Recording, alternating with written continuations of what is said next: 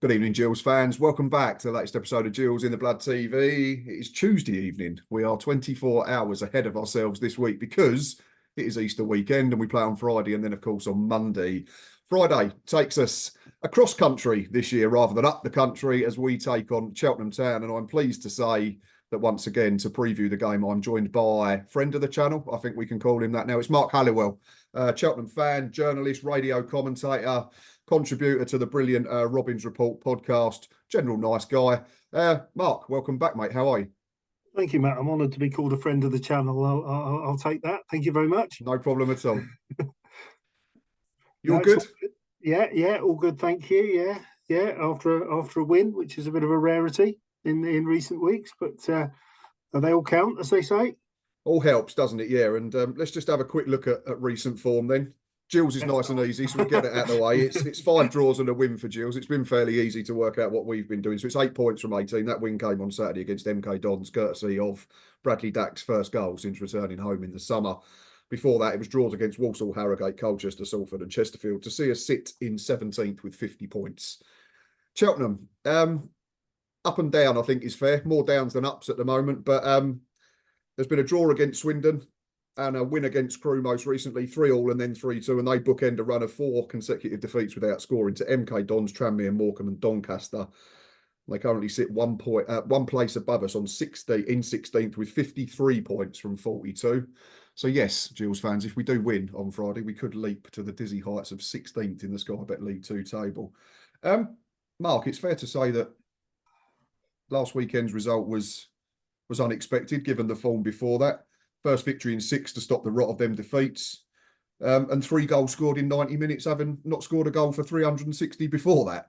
Yes, unexpected is good. Yes, in fact, the last player to score for us wasn't even our own player. It was one of your old players, Will Wright, for Swindon, an own goal in the 3-3 draw.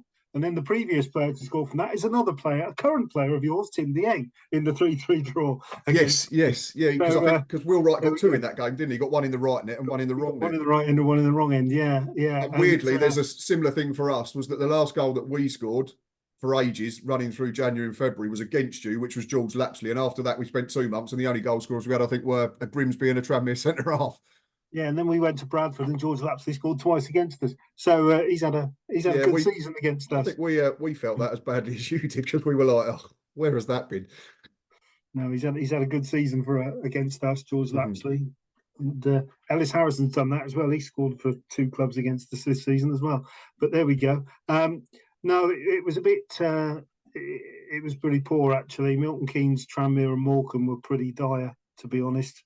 Because we came off Swindon, we should have won at Swindon. We had Tom Bradbury sent off, but then they gave the penalty away, and we should have won that game. But that sending off totally killed us. It pushed us. It put us right on the back foot, and then Harry Smith and Co did the business, and they got back into the game. 88th minute equaliser. But then we played Milton Keynes. We were poor. Played Tranmere, we were even worse, and we played Morecambe, we were slightly better, but still poor. We were better against Doncaster, but then Tim Dieng got himself sent off. So red card problem reared its ugly head again, didn't it? Here. Well, those 2 were the first red cards we've had all season, and the first red cards we've had in more than a year. So, like London buses a bit, they came along, and not great, But no, Thursday night was a pleasant surprise, and we were very, very good, and we actually thoroughly deserved the win. So, and I'm sure the millions who were tuned in to Sky enjoyed it as well. And 3 different scorers, which helps when you've not scored in a long time. If you can get three players on the score sheet, obviously you have confidence in terms of spreading them around and not just leaving it to one player. And I mean, you look at the season generally, you've been all right in front of goal, 54 for a team that's in the bottom half isn't a disaster. Obviously, the other end you struggled a bit. How would you, before we get on to the sort of dig a little deeper in terms of the goals, certainly scored or not scored, how would you sum up this season with 4 left? Have you underachieved, overachieved? Are you somewhere whereabouts that you thought you should be, or? Well, start of the season, my personal fear was that we go straight back down again, and that we do a Forest Green and probably what Carlisle look like they're going to do. That was my big worry. Okay. But because we had a lot of change, we had 22 players left, 19 Yeah. came in, and that's always a sign that you're in a little bit of a state of flux, and of course the change of manager as well. But we haven't done that. We've never looked really like. I think the only time we were sort of slightly looking over our shoulders was in October when we hadn't had a great start. But aside from that, we've been fine. And then there were the manager at one point was talking about can we get in the playoffs, and then we had that terrible run of 4 games. I think if we could have won at Swindon and then maybe won a couple of these other games, it's ridiculous to say it, but we could still have been just on the edge of it, but we didn't. So we're quite happy. I mean, the buzzword from the board start of the season was stability, consolidation, that sort of thing. We've achieved that quite comfortably, really. And now the question is, probably like yourselves, really, can we make the changes necessary in the summer to push us forward? And I think that's the question now on that most of the supporters have got. And there are supporters out there who don't have a lot of confidence that Michael Flynn is the person who can do that, I must admit. But personally, I think he's done the job he was brought in to do. And as I say, that now is the question: can he take the club forward? Can he move the club back in the right direction again? And so we've sort of hit this level. Can we push on again? Like I think yourselves. I think the two clubs are roughly in the same boat, really. They've sort of hit this sort of thing, and can the manager they've got take them back the other way? Yeah, I mean, obviously we've had far too many of them this season in terms of managers. When you're on your third gaffer of the campaign, it understandably means that you've done more wrong than right. But yeah, the early signs of Gareth Ainsworth have been quietly encouraging. But yeah, I think it's fair to say, with the utmost respect, that if you look at the two sides, Gills have had the more disappointed season based on expectations at the start of the campaign, mainly to do with the Gallinsons' money and that type of thing now. But yeah, it's been a horrific season for Gills, and there's no point dressing it up any other way. You've sort of touched on Michael Flynn there, Mark, and I did have a question about him, because I know they come under the same umbrella, Michael Flynn being the manager and how's the season gone, but I think they can be treated as two separate entities as well. And you've said there that some fans are not sure that he's the man to take you to the next level, whatever that may be, whether that's top half, top 10, playoff push next season. Obviously, a lot of that will depend on your board and what players you can get in and what money you can spend and that type of thing. But from your own personal perspective, like you said, he's come in and he's done the job. And I think, and again, I mean it with the utmost respect, it was probably an ideal job for Michael Flynn, because I think after Newport, his reputation had taken a couple of hefty hits in terms of Walsall and Swindon, and he needed a job where he was probably just going under the radar a little bit, without the pressure of saying you've got to get in the playoffs, you've got to get in the top 3, you've got to be promoted, that type of thing. Yeah. So based on that, do you think that Michael Flynn deserves that chance next season to try and take it to the next level? No, he does. I think he think he definitely does.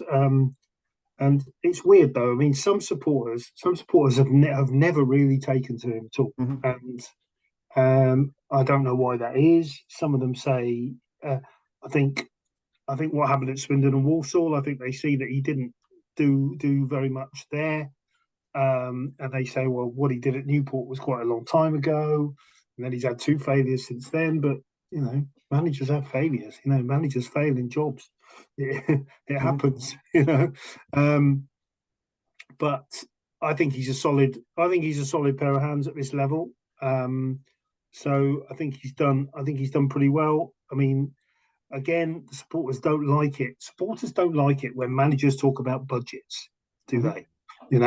And Michael's talked a lot about budgets this year. They've got a big budget. They've got a budget.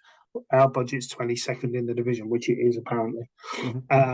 So, and supporters don't like that because they see it as an excuse. And supporters don't really like managers looking for excuses, and some of them think that's what he's done by talking about the budget. It's been frustrating though, because we have dropped off slightly since New Year, and that culminated with Joel Colwell going back to Cardiff, and I think that was a big moment in our season. And he was doing really well for us. Played his last game on New Year's Day. We'd scored in every away game up to New Year's Day. since then, we haven't scored. We haven't actually scored a goal north of Whaddon Road. Until we scored at Crewe, we haven't scored a goal north of Whaddon Road since we played at Doncaster in December. I mean, I'm an expert Gillingham. on We scored goal at scoring Gillingham since then. woes. We scored at Gillingham since then, but of course that's not north of Whaddon Road, you see. But No.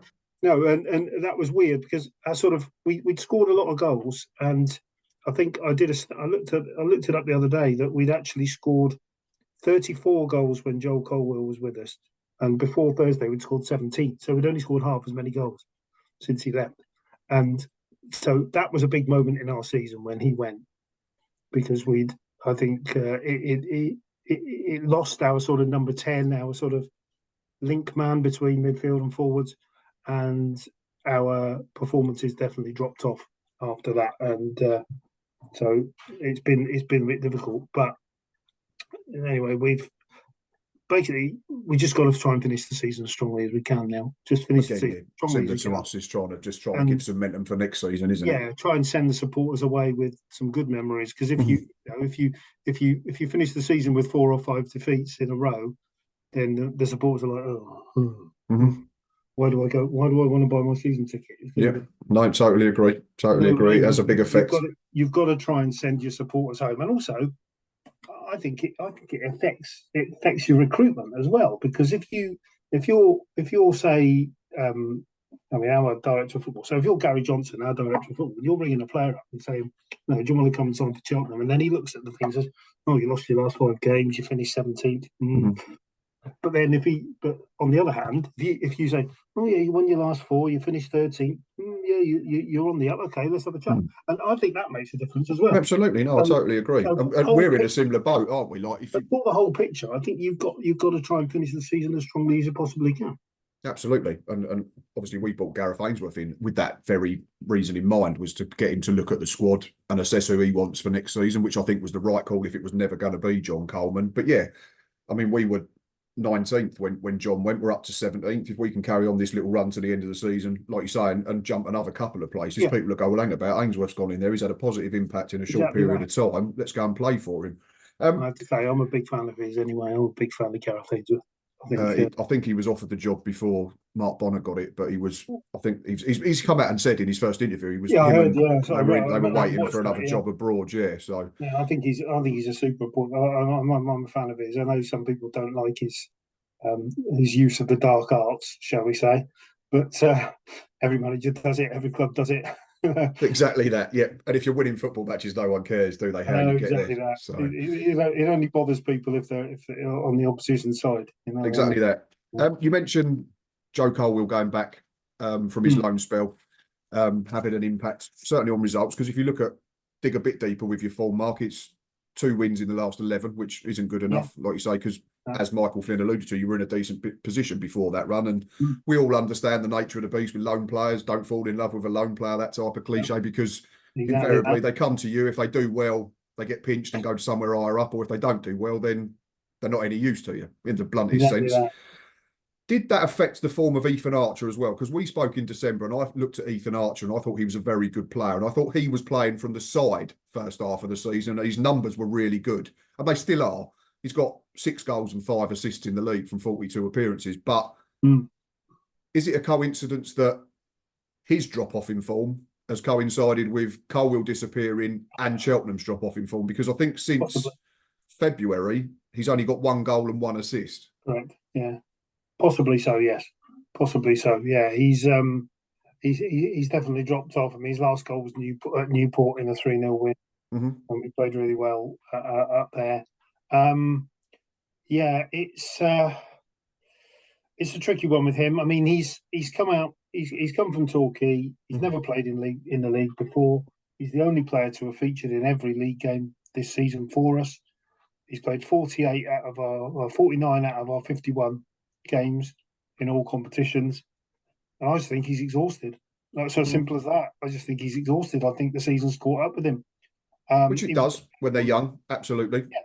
And playing that many games when you're not used to it, playing that many games at that intensity is going to catch up with you. And I think the fact that we haven't got the biggest squad, and he's such an important player, that Michael Flynn, I don't think, felt he could leave him out, and I think he just felt that he's had to just keep him going. And I think he was better on.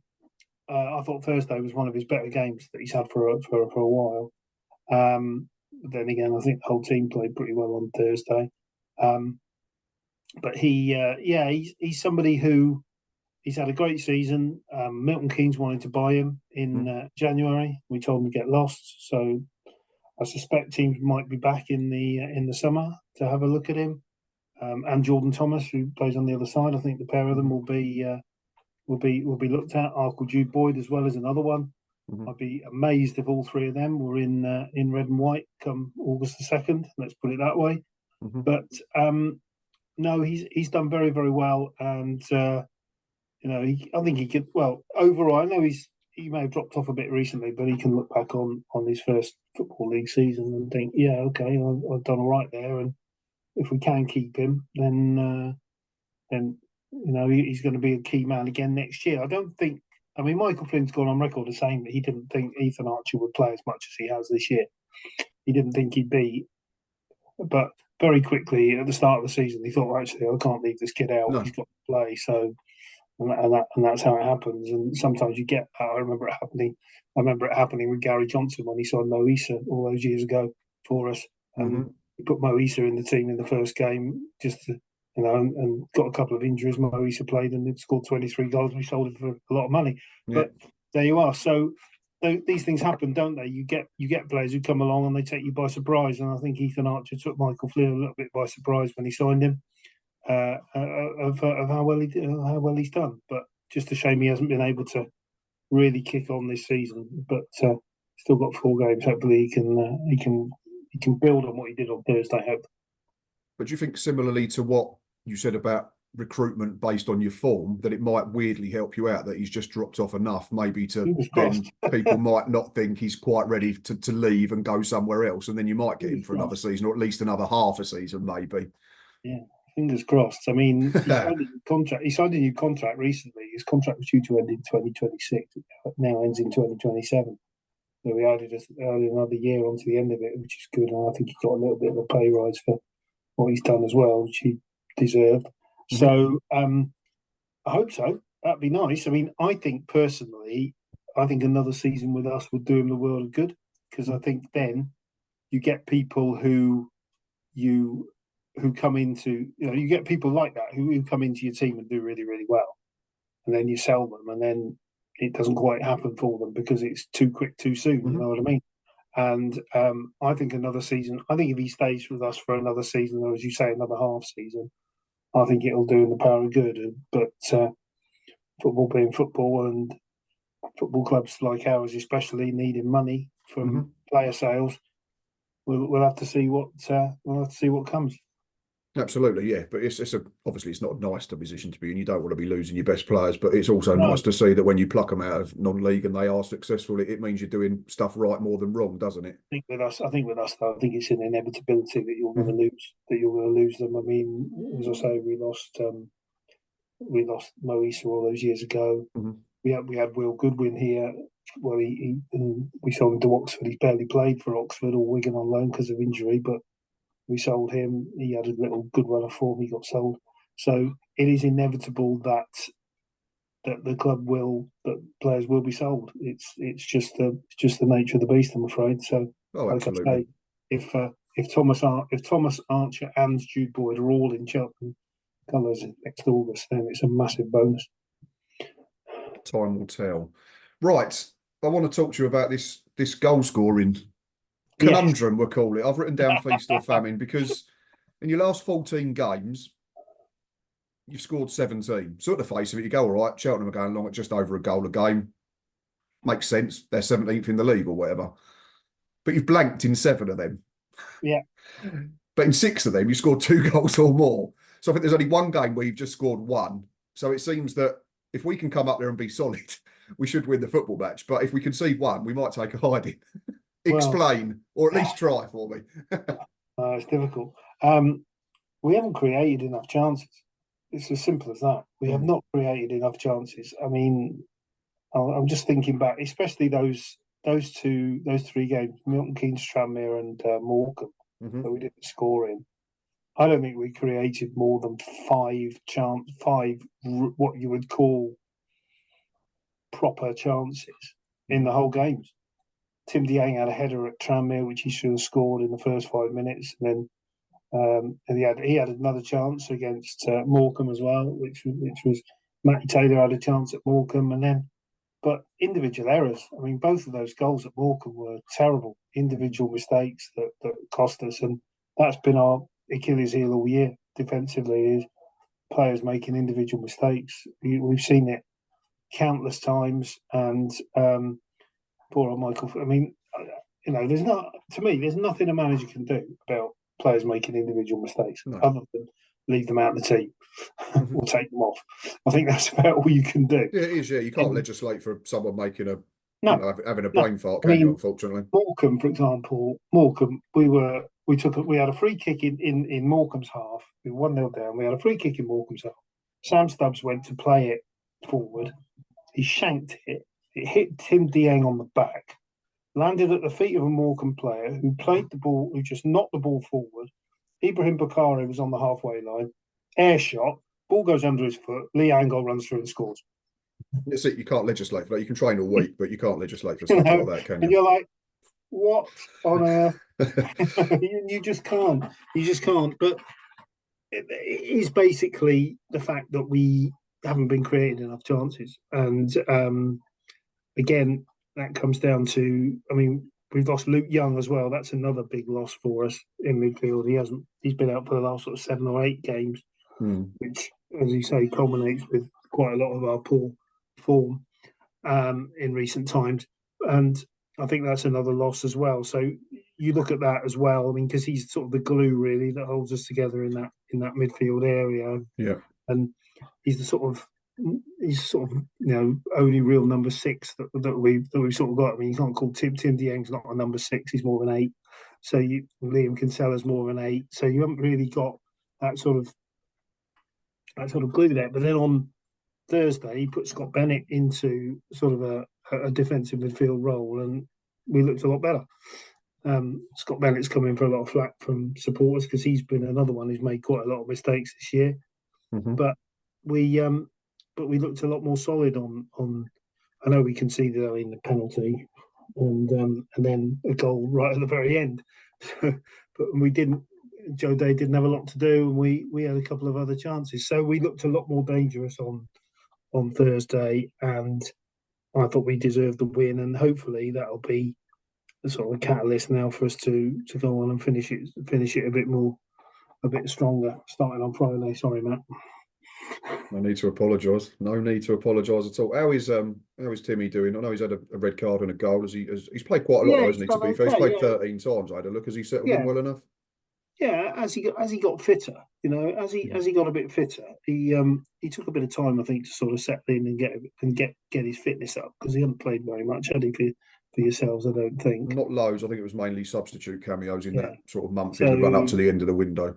Yeah, and then the fact that Luke Young's injury sort of really got him his starting place in the side. He scored at Swindon. I had a chat with him after Swindon. He's a good character, and he was okay, and he was enjoying it. And then trouble is, then he got the sending off. Of course, he can't play on Friday anyway. So in all, he was suspended for Crewe, and then can't play Friday. So he's in really the sending off cost him a 2-match ban rather than a 1. So, essentially, yeah. So and then obviously, if you pick up another positive result, he's going to find it difficult to get back in. He'll be back for Notts County away on Monday. You've got an interesting end, haven't you? You can still affect plenty in your final 4 games. I mean, us is a dead rubber. Notts County you can affect. Carlisle still kicking and screaming, but you could essentially send them down. And Bromley might be another on the beach job, maybe. But I mean they've had a good season. No, I mean this Friday is the clash between the only 2 sides in the division that can't go up or down. So it really is El Bichico on Friday. So if they're doing an ITV highlight show, I think this will definitely be last. Let's put it that way. So you're saying it's not going to be a thriller now, then, Mark? Well, Unbelievable. unless it's H6 or something. I don't think they're gonna... I doubt it, given our goal scoring No, record. exactly. I don't think we'd reach all either of them. That takes us Precisely about a that. month So, to score 6 or 8. And we're I too don't good think- defensively to I concede don't 6 think or the 8 as chances of well. that So being very high, are they? The chances of that being not high. no. But yeah, so no, it's interesting. I mean, yeah, we are a bit feast or famine, as you say. We went to Newport and scored 3. We went to Swindon and scored 3. Then we don't score for 4 games. Then we go to Crewe and score 3. Away from home, we're great. Look at that. Yeah, that's the trouble. Yeah, it's just your home form. But to be fair, looking at both But our home tables, form our home form before was really, really good, and now our home form has turned round. So I don't know. It's very rare. We did play better against Doncaster. We were actually all right against Doncaster. I think if my feeling is if Tim Deane stays on the pitch, we don't lose the game. We might not have won it, but I don't think we would have lost it. I think it would have ended 0-0, personally. Because I mean Doncaster were decent, but they didn't have, they weren't raining shots in on our goal or anything like that. And likewise, we weren't doing the same at the other end. But we did have a couple of chances. But I think but then of course, as always happens, a red card puts you on the back foot. And I mean, the way that they celebrated at the end told you that they were very, very relieved to have come away with a win. And so, which they need, of course, because they're trying to go up. I mean, you can understand them being happy with the win. And, I think the top at the moment, aren't they? Because it's the division where no one wants to win. It seems at the moment. It seems if you get first, you end up. They're playing tonight, aren't they? Playing Salford tonight. I think if they win that, they'll go. Yeah, at Salford, and Salford are right in amongst it still, aren't they? Just outside now, 10. Yeah, so if they win tonight, Salford, they get within 2 points of 7th. So that makes that interesting. I watched some of that. I watched some of that Notts County game, and I thought they were really good against Notts County. Sorry, Doncaster aren't top. I was looking at home and away table. Sorry, they're 4th. But yeah, if they win tonight, it's their game in hand, essentially. They get within 2 points of the summit. So yeah, big game they there. In the top, they knocked Walsall out the top 3, which seemed remarkable considering a few weeks ago. Mate, I mean, we've drawn with Walsall twice, and this has been my frustration all season, Mark. And you're probably the same. You get beat by teams that are right up there, and you think they don't look a lot better than us. Like, there's no one to me this season that stood out as gone. They look like a step above everyone else. Not like last year where you had Stockport and Wrexham. No, it's just been much of a muchness. Well, we drew with Port Vale twice. We drew with Port Vale twice. They scored in the 94th minute at Wadden for a 1-1. We drew 0-0 at Vale Park and probably could have nicked it, but. Yeah, and look at them. They're absolutely flying. We drew with Bradford at home. That was a really good game. We went toe-to-toe with them. We drew 2-2 with Walsall. We were 2-0 down, scored 2 goals in the last couple of minutes to come back to 2-2. So, yeah, we've had, as I say, we drew at Doncaster, and I thought we gave them a decent game here. So, yeah, it is annoying. And then, of course, we go to Tranmere and Morecambe and stink the place out. So that's the problem. That really is the problem. You look at it and you think, oh, for goodness sake. And then, like you say, Milton Keynes at home. I mean, Milton Keynes are on their backsides and they beat us 1-0 because we played really poorly. So I don't know. It's a really tricky one. Right. Really tricky. Talking of tricky, before I let you go, score prediction. He's already said 8-6, hasn't he? So yeah, 8-6. I'll go for a 2-1 to Cheltenham, Matt. I'm sorry, I'll go that we'll keep our little run going, and we'll go for a 2-1. Fair enough. I've gone the other way. Oh, there we go. So I don't think we've lost on the road now. We've not won on the road for ages, and I know I've got everything against I've said because you either score 3 or none, and I've given you 1, which doesn't happen. But I think we're probably better defensively than a few of them teams that you scored against. So I'm hoping that Gareth Ainsworth can get his first away win, but it wouldn't surprise me if it's 1-1 or 2-2. I think it was 2-2 the last time I came down to see you. It was, I think we hit the post in the last minute as well. But no, it should hopefully be a game played in a decent atmosphere and 2 sets of players that are fairly relaxed about stuff now. So hopefully it makes for good watch. What you'd hope is that it's 2 sets of teams who have got the shackles off really, because exactly. they know they're not going anywhere. And also, you've got players out there playing for contracts and playing for their future. So you would actually hope that you're going to have 2 sets of players who are going to go out there and play and show what they can do. But Who knows?